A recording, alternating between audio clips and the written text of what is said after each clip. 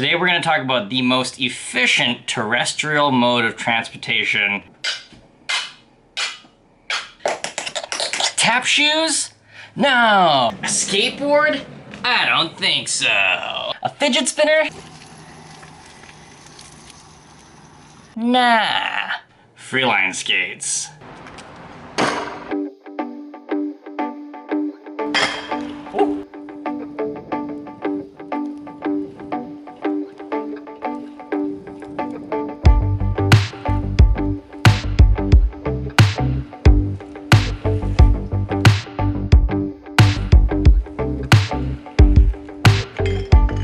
I know you must have a question. 1, what is a FreeLine skate? 2, how to ride FreeLine skate? And 3, why? Let's get started. For 1, what? FreeLine skates are these. They're like little skateboards for each of your feet. They're made of aluminum, some grip like a conventional skateboard has. It's one solid piece and some skateboard style wheels. Each skate has 2 wheels, and if you look, they're slightly diagonal. They're not perfectly centered. And also, each skate does come with a left and a right marker. That'll become pertinent later when I explain how to ride these things. I'm cleaning my glasses. Part 2, how? FreeLine skates are kind of like riding 2 little skateboards slash inline skates. It's almost it almost feels like you're riding rollerblades like this, like how you would stand on a skateboard. When I first started riding these things about 9 years ago, it took me about 3 or 4 hours of just non-stop standing on them and pulling myself along a tennis court fence until I could finally push off and balance without having to pull myself or balance against something. That's also how I think is the best way to learn. You shouldn't hold on to other people. It's just not that safe. I would say the best is you go up against the fence or some kind of railing or a wall, and then you put your feet on them, right foot, left foot, and then you just start pulling yourself along, and you're gonna find your legs are gonna go away wherever it goes, but you wanna just try to make sure you turn it straight. It really is like no other sort of like toy or, you know, outdoor equipment I've ever used. It's weird. For sure, it's weird, but it's pretty cool. The way to ride these things is kind of interesting. It's a weird motion, but it's like a full body exercise. You have to actually pump in like a snake pattern to get momentum and to get moving, and I think that's where this angle comes from. It makes it easier to actually carve out like this interesting motion to get this thing moving. You could ride this uphill if you were able to pump hard enough, which I used to do all the time. But I mean, it's designed to go riding down hills, go nice smooth roads, and to just cruise.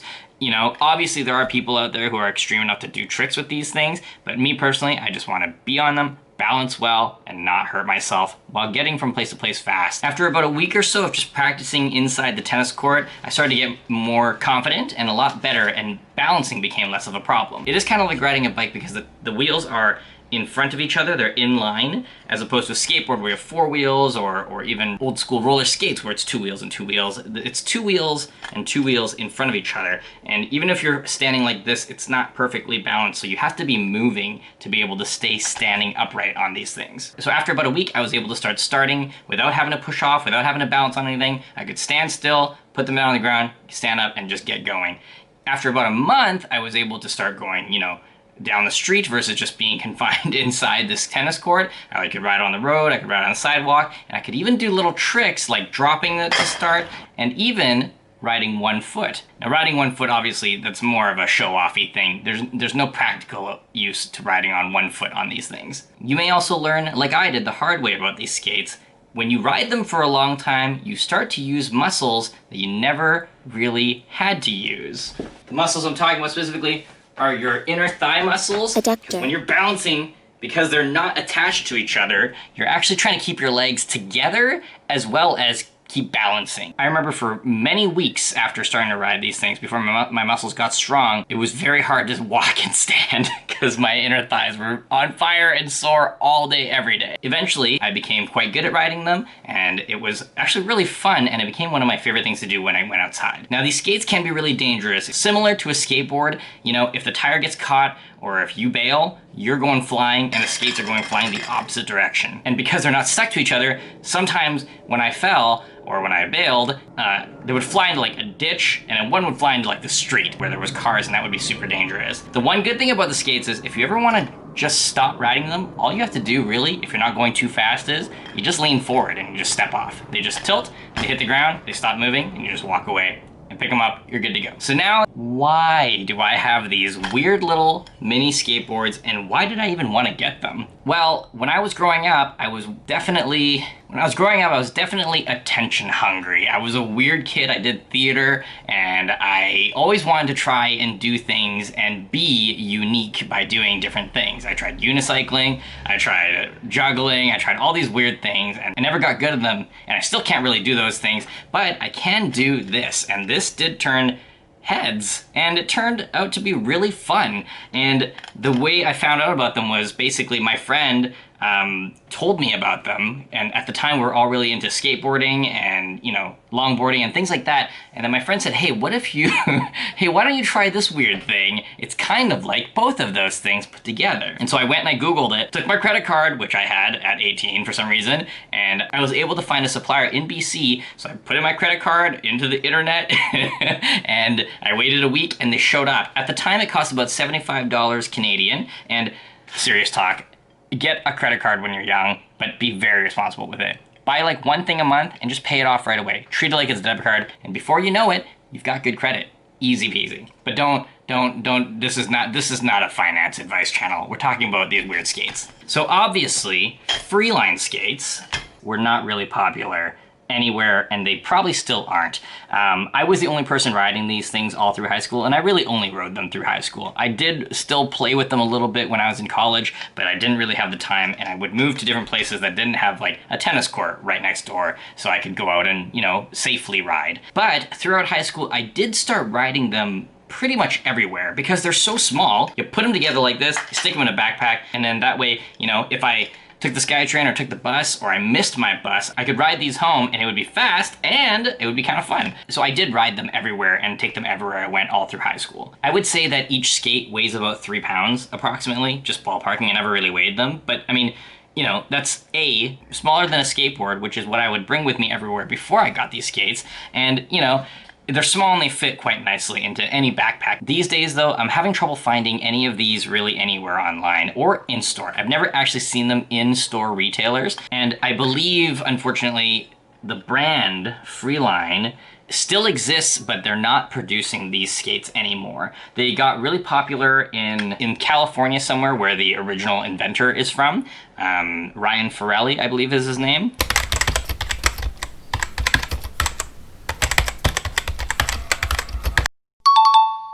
Yep, I'm right. His name's Ryan Ferrelli. So, I mean, you won't be able to get your hands on a genuine set of these anymore. And in my opinion, the original genuine ones are really the best quality. Like I said, these are 9 years old, and they're pretty beat up. You can see that the edges are all messed up, and the wheels are basically completely no grip anymore, and they're all smoothed out. But I mean, I have a knockoff set right here that I got from my friend called Drifting. I believe this set was only like 50 bucks or something like that. These days, when you look on Amazon or anywhere else looking for FreeLine Skates, I can only find knockoff versions, or at least not the original versions, and they're ranging between 50 bucks and 120 bucks, and it's pretty crazy. And you can tell just looking at the pictures, I think that they're not as good quality as these original crafted metal ones, right? It's just aluminum, but the fact that they're just one piece with really no seams on them, I think makes them really strong. We have really smashed these things around,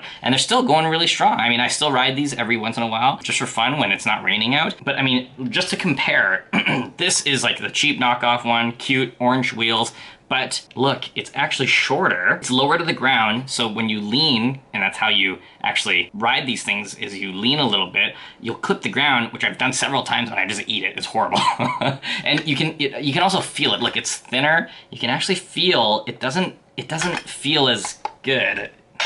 I don't know, there's something about it just not as good. If it's all you can get, then I would say it's good enough and it's still fun to ride. Overall, I know this is kind of a random video, but I was just riding these and I was thinking about how there's really not a ton of knowledge about these skates. And I know at the time there was a bunch of really weird there was this weird trend of making weird skateboard-like or scooter-like toys for kids. There was like the Ripstick and this weird flow board thing, which had like 14 wheels on it. It was all gimmicky, weird stuff. And this seems like a gimmicky thing, but once you start riding them, it feels really satisfying. It's really fun to, if you're on a nice hill and there's not a lot of cars or there's no cars, then what I would like to do is go out late at night. Don't do this, but I would go out late at night and I would ride in the night when there's no cars on the road and go down the hills, and I would just carve it out like I was snowboarding. It was really, really fun, and I really enjoy these. Overall, I would say if you can get a hand on these things, try them out. I would say it would be worth the price tag of $120. Maybe that's inflation, who knows? 75 bucks when I bought them,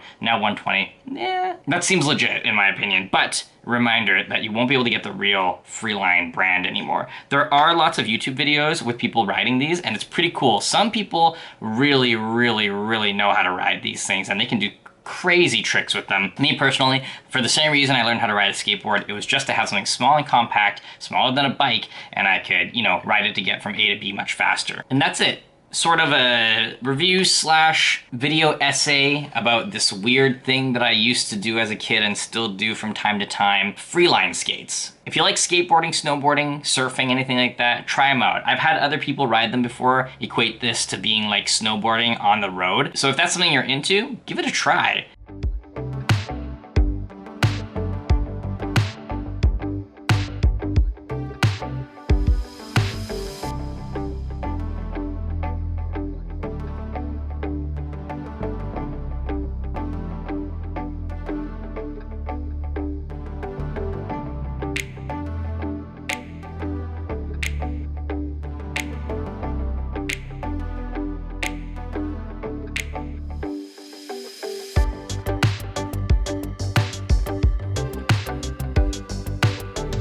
Thanks for watching. I know this is kind of a random thing, but I was just having so much fun riding them the other day that I was like, I gotta talk about these things because nobody really knows about them, and I really don't know anybody else that can ride them or even owns these things. So I thought I would just put it out there, and maybe, hey, if you know what these things are, if you've ridden one before, if you own a pair, let me know in the comments down below, and maybe we can talk about them more. I really, I don't know why, but I really like them, and I really do geek out about them a little bit. So thanks so much. And Ryan Farrelly, if you're out there, I used to watch your YouTube videos all the time. Thanks so much for inventing these, and can you please make some more? I would definitely buy another pair, and I would get those guards, and I would get fancy colors for my wheels.